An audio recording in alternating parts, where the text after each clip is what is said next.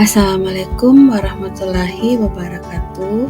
Halo anak-anak hebat, kembali bertemu dengan Ibu Anis pada mata pelajaran Produk Kreatif dan Kewirausahaan atau PKK.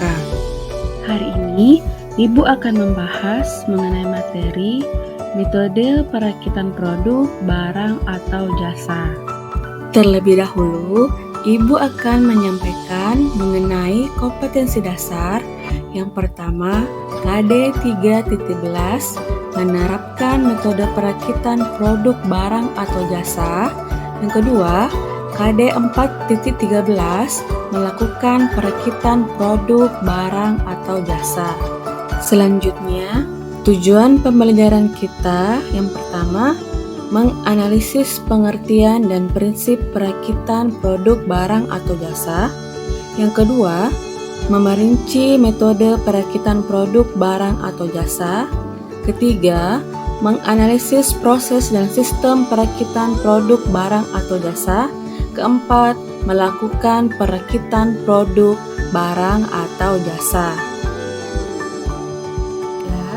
Langsung saja Ibu akan membahas mengenai materi inti pada pembelajaran kita hari ini.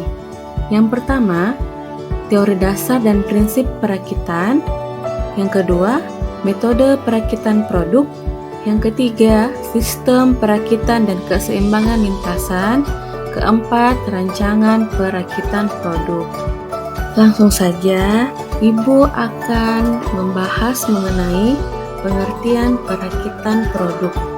Perakitan adalah suatu proses penyusunan dan penyatuan beberapa bagian komponen menjadi suatu alat atau mesin yang mempunyai fungsi tertentu. Adapun prinsip perakitan produk, prinsipnya perakitan dalam proses manufaktur terdiri dari pasangan semua bagian-bagian komponen menjadi suatu produk. Proses pengencangan, proses inspeksi dan pengujian fungsional, pemberian nama atau label, pemisahan hasil perakitan yang baik dan hasil perakitan yang buruk, serta pengepakan dan penyiapan untuk pemakaian akhir. Sekarang kita beralih ke metode perakitan. Proses perakitan dapat dilakukan dengan cara otomatis, misalnya proses pengikatan, pengelingan, pengelasan, penyekrupan, dan lain-lain dalam urutan rangkaian proses produksi. Kalian dapat melihat beberapa metode yang biasa digunakan dalam metode perakitan produk.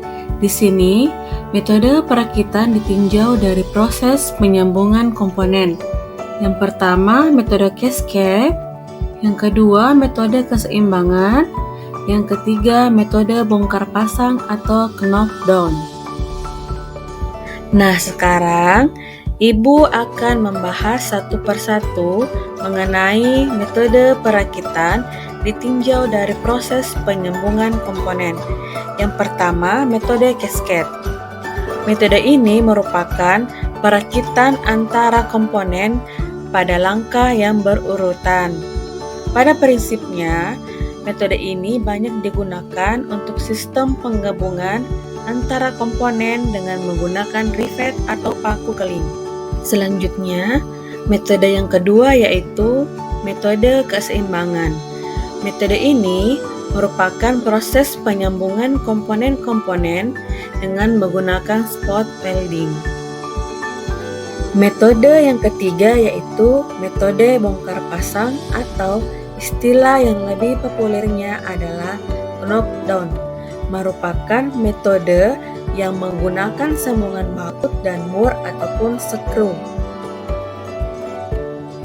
Sebelumnya, kita telah membahas ketiga metode perakitan yang ditinjau dari proses penyambungan komponennya. Sekarang kita akan membahas metode perakitan yang ditinjau dari sifat komponen yang dirakit, Di sini pun terdapat 3 metode. Yang pertama, metode perakitan yang dapat ditukar-tukar. Yang kedua, perakitan dengan pemilihan. Yang ketiga, perakitan secara individual. Sekarang, kita akan membahas mengenai metode yang pertama, metode perakitan yang dapat ditukar-tukar. Pada metode ini, bagian-bagian yang akan dirakit dapat ditukarkan satu sama lain, karena bagian tersebut dibuat oleh suatu pabrik secara massal. Selanjutnya, metode yang kedua yaitu perakitan dengan pemilihan. Pada metode ini, komponen-komponennya juga dihasilkan dengan produksi massal, yang pengukurannya tersendiri menurut batasan-batasan ukurannya. Metode yang ketiga yaitu perakitan secara individual. Perakitan ini tidak dapat dipisahkan antara pasangan satu dengan pasangannya, karena dalam pengerjaannya harus berurutan bergantung bagian yang sebelumnya. Materi inti kita yang selanjutnya yaitu sistem perakitan dan keseimbangan lintasan. Sistem perakitan terbagi atas dua, yaitu perakitan manual dan perakitan otomatis. Baiklah, kita akan mulai membahas kedua sistem perakitan tersebut. Yang pertama, perakitan manual. Perakitan manual merupakan perakitan yang sebagian besar proses dikerjakan secara konvensional atau menggunakan tenaga manusia dengan peralatan yang sederhana tanpa alat-alat bantu yang spesifik atau khusus.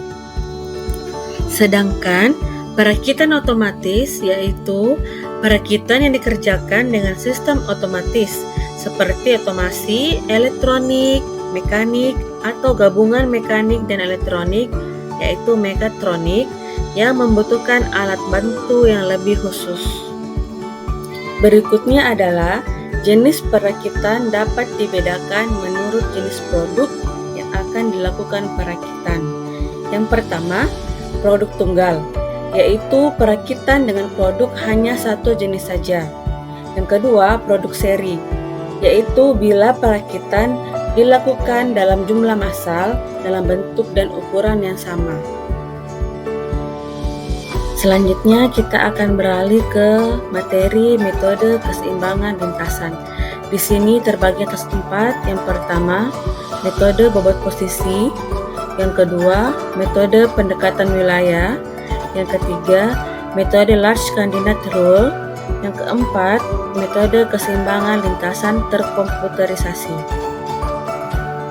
Nah, mari kita bahas metode yang pertama yaitu metode bobot posisi.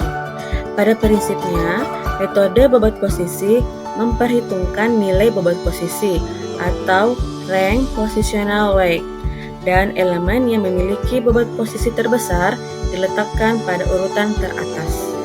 Metode keseimbangan lintasan yang kedua yaitu metode pendekatan wilayah. Pada prinsipnya, metode ini berusaha membebankan terlebih dahulu pada operasi yang memiliki tanggung jawab keterdahuluan yang besar.